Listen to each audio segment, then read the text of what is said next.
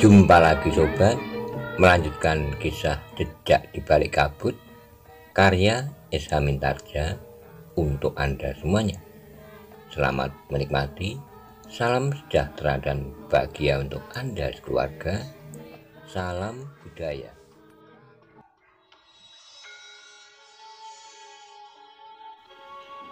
Pada episode sebelumnya dikisahkan Ki Gede Pemanahan memeriksa kuburan Haryo Wisoko bersama rombongan untuk memancing petugas sandi Haryo Wisoko sebagai bentuk siasat Ki Gede Pemanahan. Kemudian setelah itu Ki Gede Pemanahan meninggalkan kuburan itu tanpa mengusik kuburan Haryo Wisoko itu. Bagaimana kisah selanjutnya? Simak bersama-sama. Aku tidak sependapat dengan cara Ki Lebdo Sarono menentukan apakah seseorang bersalah atau tidak. Pembuktian dengan memasukkan jari ke kepis yang berisi ular bukan cara yang dapat memberikan kepastian. Jika ular itu sedang tidur atau malas, betapapun besar kesalahan seseorang, ular itu tidak akan mematuk. Tetapi jika ular itu sedang menjadi ganas, maka gerakan sekecil apapun akan menarik perhatiannya dan mematuknya. Bisa ular bandutan termasuk bisa yang paling tajam dari berbagai jenis ular berbisa. Karena itu, liwung tidak akan dapat bertahan tanpa pengobatan apapun juga. Apakah kau juga akan mengatakan seandainya liwung tidak bersalah, bisa itu tidak akan membunuhnya? Kawannya mengerutkan dahinya, katanya dengan nada tinggi. Tetapi Haryo Wisoko sudah menyetujui cara itu. Haryo Wisoko yang terluka parah tidak sempat membuat pertimbangan yang jernih, sehingga dengan mudah ia menyetujui saja pendapat orang yang sedang merawatnya itu. Nah, seandainya Ki Lebdo Sarono yang tidak bersalah apa-apa itu, kita minta memasukkan jari-jarinya ke kepis ular itu, apakah ia bersedia?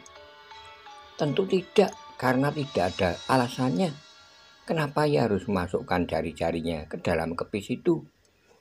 Bukankah ia yakin bahwa dirinya tidak bersalah? Seharusnya ia tidak berkeberatan memasukkan jarinya jika ia yakin tidak bersalah. Kawannya menarik napas dalam-dalam sementara petugas sandi yang berjongkok itu berdesis. Pada suatu saat kita akan mendapat giliran untuk memasukkan jari-jari kita ke dalam kepis itu. Tapi jika Haryo Wisoko segera menjadi baik, maka ia akan menghapuskan cara yang tidak berlandaskan pada kali itu. Kawannya tidak menyaut lagi, tetapi ia mulai mengangguk-anggukkan kepalanya. Petugas sandi yang berjongkok itu menepuk gundukan tanah beberapa kali sambil berkata, "Jika kau masih hidup, kau tidak akan dapat menggantikan sosok Haryo Wisoko dalam kesempatan apapun juga." Demikianlah sejenak kemudian orang itu pun bangkit berdiri dan bersama-sama dengan kawannya meninggalkan kuburan yang disebut sebagai kuburan Haryo Wisoko itu. Kuburan itu benar-benar menjadi sepi, yang kemudian bergerak-gerak adalah dedaunan dari beberapa pohon raksasa yang rimbun di sekitar kuburan itu, namun juga batang kamboja yang tumbuh di sela-sela batu nisan pun bergoyang perlahan-lahan dihembus angin. Dalam pada itu Ki Gede Pemanahan telah berada di rumahnya. Raden Sutawijaya, Pangeran Benowo dan Paksi berada di rumah Ki Gede itu pula. "Kita memang tidak mempunyai pilihan lain," berkata Ki Gede. "Kita harus mencarinya di seluruh sudut kota raja." "Bukankah itu sudah dilakukan, Paman?" sahut Pangeran Benowo. "Tapi masih juga belum berhasil." "Tetapi kita harus mencoba terus. Kita tidak dapat membiarkan Haryo Wisoko tetap berkeliaran di Pajang. Ia adalah orang yang sangat berbahaya." "Tentu, Ayah," berkata Raden Sutawijaya. "Tetapi yang dimaksud Adimas Pangeran Benowo, mungkin cara yang kita tempuh yang harus berubah. "Kakang Mas benar," sahut Pangeran Benowo. Ki Gedhe Pemanan mengangguk-angguk, sementara Pangeran Benowo pun berkata, "Paman, sebaiknya pencarian Paman Haryowisaka tidak lagi ditekankan pada usaha pencarian dari rumah ke rumah. Apalagi sekarang Haryowisaka sudah mati. Kita harus menempuh cara lain. Kita harus mengandalkan ketajaman penglihatan para petugas sandi." "Aku setuju, Pangeran," jawab Ki Gedhe Pemanan. "Kita tidak lagi dapat mencari Haryowisaka dengan memasuki rumah-rumah yang dicurigai. Tapi kita masih mempunyai alasan untuk melakukannya. Kita akan mencari istri Haryowisaka dan beberapa orang pengikutnya. Namun aku pun sependapat bahwa pencarian Haryowisaka ditekankan kepada ketajaman penglihatan para petugas sandi. Namun kita pun harus berhati-hati. Kita tidak boleh segan melihat ke dalam. Selama ini usaha kita selalu sia-sia. Kita harus berani menaruh kecurigaan bahwa di dalam tubuh kita masih saja tersembunyi para pengikut Haryowisaka yang setia." Raden Sutawijaya, Pangeran Benowo dan Paksi termangu-mangu sejenak. Mereka memang harus mengakui bahwa kemungkinan sebagaimana dikatakan oleh Ki Gedhe Pemanan itu masih ada. Paksi yang tidak dapat ingkar bahwa ayahnya adalah salah seorang pengikut Haryowisaka menundukkan kepalanya. Bahkan sebuah pertanyaan tumbuh di dalam hatinya. Apakah Ki Gedhe Pemanan mencurigai aku? Namun dalam pada itu Raden Sutawijaya pun berkata, "Aku sependapat, Ayah. Tapi kecurigaan itu tidak boleh berlebih-lebihan, sehingga kan dapat membuat kita sendiri saling mencurigai." Ki Gedhe Pemanan mengangguk-angguk, katanya, "Kau benar, Sutawijaya. Keseimbangan itulah yang harus kita ciptakan. Karena itu persoalan ini merupakan persoalan bagi orang-orang yang terbatas saja. Orang-orang yang benar-benar dapat dipercaya." Raden Sutawijaya mengangguk-angguk. Sementara itu Pangeran Benowo pun berkata, "Kita harus segera mulai, Paman.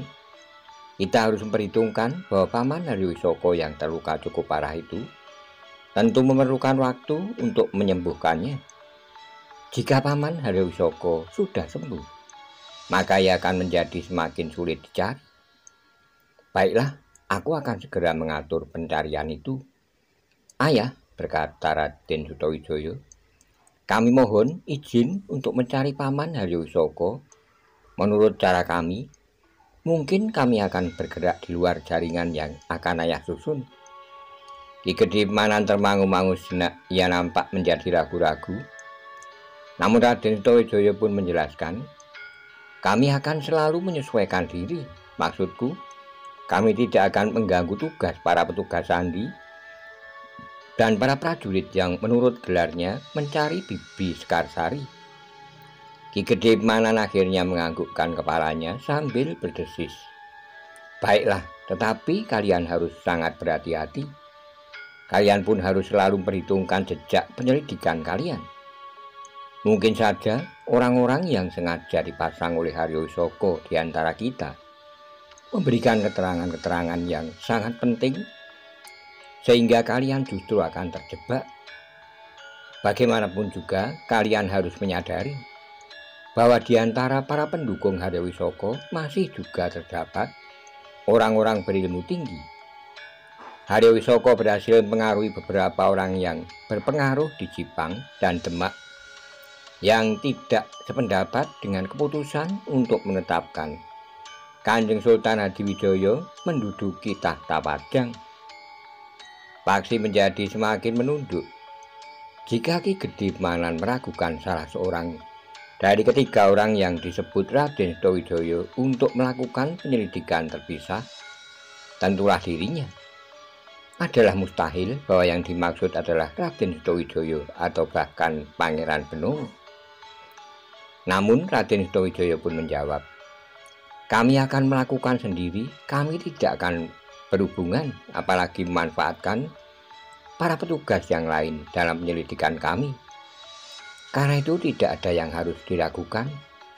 Berhasil atau tidak berhasil, kami akan melakukannya bertiga.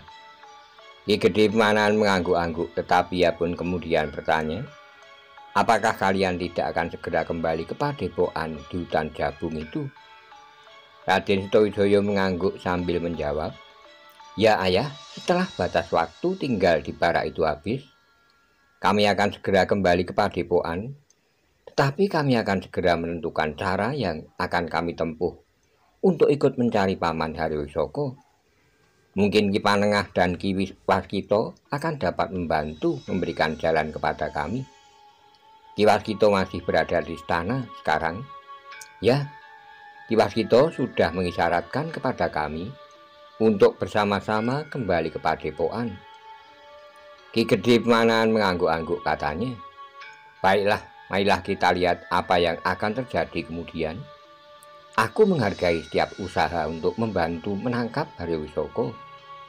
Selama Haryowisoko masih belum tertangkap, maka ia akan menjadi duri dalam daging pemerintahan di Pajang. Demikianlah maka Raden Setowijaya, Pangeran Benowo dan Paksi telah minta diri untuk kembali ke barak. Ia masih harus tinggal sehari lagi di barak itu sebelum seluruh pasukan itu kembali ke kesatuan mereka setelah menjalankan tugas khusus bersama Raden Setowijaya, Pangeran Benowo dan Paksi. Dalam pada itu Ki Gede Pemanan telah memerintahkan para prajurit untuk tetap mencari Sekarsari dan para pengikut Haryowisoko dari rumah ke rumah. Namun di samping mereka, Ki Gede juga memerintahkan para petugas sandi untuk lebih berperan. Namun hanya beberapa orang sajalah yang secara khusus masih mendapat perintah untuk mencari Haryowisoko. Haryowisoko itu terluka parah. Ia tentu belum sembuh benar, pesan Ki Gede Pemanan dalam pada itu. Ketika Raden Setowijaya, Pangeran Benowo dan Paksi sudah berada dalam baraknya, maka Paksi pun minta diri untuk mengunjungi ibunya. Bagaimanapun juga, ibunya tentu memikirkannya. Hati-hatilah Paksi, pesan Raden Setowijaya. Ya Raden. Namun Pangeran Benowo justru menawarkan diri. Aku akan menemanimu Paksi. Terima kasih Pangeran, biarlah. Pangeran Benowo tidak memaksanya, tetapi seperti Raden Setowijaya, ia pun berpesan, berhati-hatilah, para pengikut Haryowisoko tentu ada yang mengenalimu, bukan saja karena kau anak Kitumenggung Sarpobiwodo, tetapi kau tentu lebih dikenal sebagai salah seorang di antara pemburu Haryowisoko. Aku akan berhati-hati Pangeran, sahut Paksi. Demikianlah maka Paksi pun telah meninggalkan baraknya untuk menengok ibu dan adik perempuannya. Kedatangan Paksi disambut dengan gembira sekali oleh ibunya. Dipeluknya anak laki-lakinya itu sambil menitikkan air mata. Demikian pula adik perempuan Paksi sambil berjongkok. Paksi pun memeluk adik perempuannya pula. Sudah agak lama Kakang tidak menengok kami, berkata adik perempuannya itu. Kakang sedang bertugas, jawab Paksi. Itulah yang aku cemaskan Paksi. Tapi ketika aku tahu bahwa kau selamat, rasa-rasanya hatiku yang membeku itu pun telah mencair kembali. Paksi pun kemudian dipersilahkan duduk di ruang dalam. Adiknya kemudian telah pergi ke belakang, minta kepada seorang pembantunya untuk menyiapkan minuman bagi kakaknya. Ketika kemudian Paksi menanyakan tentang adik laki-lakinya, maka ibunya pun berkata, aku tidak pernah mendengar kabarnya lagi. Apakah ayah belum pernah pulang lagi, ibu? Ibunya menggeleng, katanya, aku juga belum pernah mendengar kabarnya lagi. Sebenarnya lah aku menjadi cemas. Perburuan atas Haryowisoko dari para pengikutnya menjadi semakin bersungguh-sungguh. Bahkan meskipun Haryowisoko sudah terbunuh, namun perburuan terhadap para pengikutnya dan terutama istri Haryowisoko masih berlanjut. Ibu mengetahuinya. Sudah 3 kali rumah ini didatangi oleh para prajurit dan petugas sandi. 3 kali. Ibunya mengangguk, katanya. Mereka mencari ayahmu atau mungkin para pengikut Haryowisoko yang lain. Bahkan mereka juga mencari Sekarsari di rumah ini. seorang perempuan yang tidak aku kenal dengan baik. Meskipun aku tahu bahwa Sekarsari itu adalah istri Haryo Wisoko. Mereka menggeledah rumah ini. Ibunya mengangguk. Paksi menarik napas dalam-dalam. Tentunya para prajurit dan apalagi para petugas sandi itu tahu apa yang dilakukannya selama ini. Ia sudah mempertaruhkan nyawanya untuk membantu mencari Haryo Wisoko dan para pengikutnya. Tetapi keluarganya masih saja dicurigai. Tetapi Paksi pun berusaha untuk dapat mengerti dan tidak membebankan semua kesalahan kepada para prajurit dan para petugas sandi. Bagaimanapun juga harus diakui bahwa ayahnya memang seorang pengikut Haryo Wisoko yang setia. Bahkan bukan sekedar pengikut, tapi ayahnya termasuk salah seorang pemimpin yang dekat dengan Haryo Wisoko. Haryo Wisoko yang diburu memang pernah bersembunyi di rumahnya. Sehingga jika kecurigaan itu berkepanjangan, adalah satu hal yang dapat dimengerti. Tetapi yang kemudian menjadi pertanyaan di hati Paksi adalah, apakah dirinya masih juga dicurigai? Namun dalam pada itu ibunya berkata, "Sudahlah Paksi, jangan kau risaukan. Ini adalah akibat ulah ayahmu." Paksi mengangguk-angguk, tetapi ia masih juga bertanya, bukankah para prajurit dan petugas sandi yang menggeledah rumah ini memperlakukan ibu dengan baik? Ya, mereka memperlakukan aku dengan adikmu dengan baik. Mereka benar-benar hanya mencari ayahmu atau orang lain yang mungkin bersembunyi di rumah ini. Syukurlah, desis Paksi kemudian. Mudah-mudahan untuk selanjutnya mereka tidak akan datang lagi. Mudah-mudahan Paksi, apalagi peninggal Haryo Wisoko. Tapi apakah ibu sama sekali tidak mengetahui kemana adikku laki-laki itu dibawa oleh ayah? Ibunya menggeleng katanya, "Aku benar-benar tidak tahu Paksi. Bahkan waktu itu aku mencoba untuk mencegahnya, tetapi aku gagal. Jika keadaan sudah menjadi semakin baik, ibu, aku berjanji untuk mencarinya. Sebaiknya tidak usah kau lakukan Paksi. Kau tahu bagaimana sikap ayahmu terhadapmu. Apalagi sekarang sikapmu berlawanan dengan sikap ayahmu terhadap Pajang." Paksi mengangguk-angguk, tetapi katanya kemudian, "Aku kasihan terhadap adikku itu. Mungkin ia berada di satu lingkungan yang sesat. Jika adikku itu terpengaruh, maka aku cemaskan masa depannya. Tetapi aku tidak mau kehilangan semuanya. Ayahmu, adikmu, laki-laki, dan kemudian kau sendiri." Paksi termangu-mangu sejenak, namun tiba-tiba saja Paksi berkata kepada adik perempuannya yang duduk di sebelah ibunya, "Aku haus, apakah kau dapat memberiku semangkok minuman?" Ibunya seakan-akan tersadar, karena itu ia pun berkata, "Bukankah aku tadi sudah minta dibuatkan minuman untuk kakakmu?" "Ya ibu, mungkin airnya belum mendidih." "Tolong anak manis," berkata Paksi, "aku haus." "Lihatlah," berkata ibunya, "apakah air sudah mendidih?" Adik perempuan Paksi itu pun kemudian pergi meninggalkan ruang dalam, menghambur berlari. Demikian adiknya pergi, maka Paksi pun kemudian bertanya, "Ibu, apakah sebabnya ayah begitu benci kepadaku? Bahkan ayah sudah benar-benar siap membunuhku. Seandainya aku anak yang sangat nakal sekalipun, apakah sudah sepantasnya seorang ayah mengendaki kematian anaknya? Padahal aku sudah berusaha untuk patuh untuk menjalankan segala perintahnya."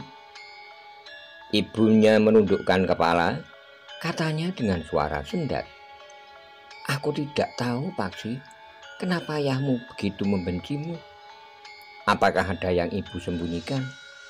"Tidak Paksi, tidak." Tetapi mata ibunya menjadi basah lagi dengan lengan bajunya. Ibunya mengusap air matanya yang meleleh di pipinya. Namun Paksi tidak mendesaknya, apalagi kemudian adik perempuannya pun telah kembali masuk ke ruangan dalam sambil membawa minuman yang masih mengepul. "Minuman baru saja dituang Kakang," berkata adik perempuannya. "Terima kasih, masih panas." "Oh." Paksi pun mengangguk-angguk. Aku harus menunggu sampai menjadi lebih dingin. Adiknya kembali duduk di sebelah ibunya. Gadis kecil itu pun kemudian mulai bertanya tentang banyak hal. Ketika minuman sudah menjadi agak dingin, maka Paksi pun mulai menghirupnya. Segar sekali. "Kau bermalam di sini, Paksi?" "Tidak, Ibu," jawab Paksi. "Aku masih harus berada di barak sampai esok. Tapi esok sore mungkin sekali aku harus sudah berada di Padepokan bersama Raden Sutawijaya dan Pangeran Benowo. Kami sudah terlalu lama meninggalkan Padepokan. Apakah aku boleh ikut, Kakang?" Paksi tersenyum katanya. "Kau seorang gadis, apalagi kau masih terlalu kecil." "Terlalu kecil? Aku masih terlalu kecil menurut Kakang." "Maksudku terlalu kecil untuk berguru di sebuah padepokan. Apalagi di padepokan kami, tidak ada seorang menteri pun, yang ada hanyalah para cantrik. Mungkin aku adalah menteri yang pertama. Setelah itu akan ada beberapa orang gadis bayaku yang ikut berguru." Paksi tertawa katanya. "Mungkin saja, tetapi tentu tidak sekarang. Jika kau pergi, ibu nanti sendiri," desis ibunya. Adik perempuan Paksi pun memandang ibunya dengan mata yang redup. Katanya dengan nada merendah, "Ya, kalau aku pergi, nanti ibu sendiri." Ibunya mengusap rambutnya sambil berkata, "Tetapi pada suatu saat, jika diperlukan, ibu akan sendiri di rumah. Aku akan tinggal bersama ibu di rumah." Ibunya tersenyum, tetapi matanya menjadi panas. Namun ia bertahan untuk tidak menitikkan air matanya lagi. Demikianlah maka untuk beberapa lama Paksi masih berbincang dengan ibunya dan berguru bersama adik perempuannya. Namun kemudian Paksi pun minta diri untuk kembali ke baraknya. "Hati-hatilah Paksi," pesan ibunya. "Rumah ini masih diawasi terus, baik oleh para petugas Sandi Pajang maupun oleh para pengikut Haryo Wisoko. Meskipun Haryo Wisoko sudah tidak ada, tetapi rasa-rasanya gerakan mereka masih saja terdengar gemanya di kota raja. Ya ibu, aku akan berhati-hati." Demikianlah Paksi pun minta diri kepada ibunya dan adik perempuannya. "Aku besok langsung kembali ke Padepokan, Ibu," berkata Paksi kemudian. "Sering-seringlah datang, Paksi, jika kau mempunyai kesempatan, agar aku tidak menjadi kesepian." "Ya ibu, aku akan berusaha." "Tapi tidak hanya sebentar, Kakang. Seharusnya Kakang berada di rumah 2 atau 3 hari. Jika keadaan sudah menjadi tenang, aku akan tinggal di rumah 2 atau 3 hari. Kapan keadaan menjadi tenang?" Paksi menyentuh pipi adiknya sambil berkata, "Mudah-mudahan secepatnya. Nah, jaga ibu baik." Adik perempuan Paksi itu mengangguk. Demikianlah sejenak kemudian Paksi pun telah meninggalkan rumahnya. Ia harus segera kembali ke baraknya untuk mengatur penyerahan kembali para prajurit yang dipimpinnya ke kesatuannya besok. Tapi di luar sadarnya, seperti yang dikatakan oleh ibunya, rumah itu memang masih diawasi oleh para pengikut Haryo Wisoko. Mereka sudah tahu bahwa salah seorang anak laki-laki Kitumenggung Sarpo Biwodo telah ikut serta memburu Haryo Wisoko dan bahkan juga memburu Kitumenggung itu sendiri. Mereka pun telah meyakini kemantapan perintah Kitumenggung Sarpo Biwodo sendiri untuk membunuh anak laki-lakinya itu. Ketika Paksi menyusuri jalan menuju ke baraknya, maka 2 orang telah mengikutinya dengan hati-hati. Namun akhirnya Paksi pun mengetahui bahwa 2 orang telah mengikutinya. Ia tidak tahu apakah kedua orang itu prajurit Sandi Pajang atau mereka adalah para pengikut Haryo Wisoko sebagaimana dikatakan oleh ibunya. Karena itu maka Paksi pun justru telah memperlambat langkahnya. Paksi justru memilih jalan yang panjang dan sepi. Ketika Paksi berbelok ke sebuah kelokan, maka kedua orang yang mengikutnya itu pun telah berbelok pula. Namun keduanya termangu-mangu. Paksi tidak lagi nampak berjalan di depan mereka. "Di manalah itu?" desis yang seorang. Tidak mungkin ia begitu saja hilang seperti ditelan bumi. Jadi di mana? Mungkin anak itu masuki salah satu regol halaman di sebelah menyebelah jalan ini. Apakah kita harus masuki setiap regol halaman? Namun keduanya terkejut ketika tiba-tiba saja terdengar suara di belakang. Sebatang pohon gayam yang besar yang tumbuh di pinggir jalan itu. Kalian mencari siapa, Kisanak? Kedua orang itu terkejut. Seseorang tiba-tiba saja muncul dari balik pohon gayam. Anak setan, geram salah seorang dari kedua orang itu. Siapakah kalian berdua? Kenapa kalian mengikuti aku? Kau harus dibunuh, geram salah seorang dari mereka. Kenapa aku harus dibunuh? Kita belum berkenalan. Tiba-tiba saja kalian ingin membunuh aku. Kami prajurit Sandi Padang. Kami mendapat perintah untuk membunuhmu. Kenapa? Itu bukan persoalanku. Perintah itu harus kami jalankan. Kalian berada di bawah perintah siapa? Ki Gede Pemanan atau Ki Panengah? Kedua orang itu nampak ragu-ragu, tapi mereka tahu bahwa Ki Gede Pemanan adalah Panglima Prajurit Padang. Sehingga tentu ada orang lain yang secara khusus memimpin prajurit Sandi Padang. Dalam keraguan-raguan itu, Paksi pun berkata, kalian tentu prajurit Sandi yang langsung berada di bawah Ki Gede Pemanan. Seorang di antara mereka tiba-tiba saja menjawab, tidak, kami tidak berada di bawah pimpinan langsung Panglima Prajurit Padang itu, tapi kami berada di bawah perintah Ki Panengah. Paksi tersenyum, ia tahu pasti bahwa kedua orang itu bukan prajurit Sandi Padang.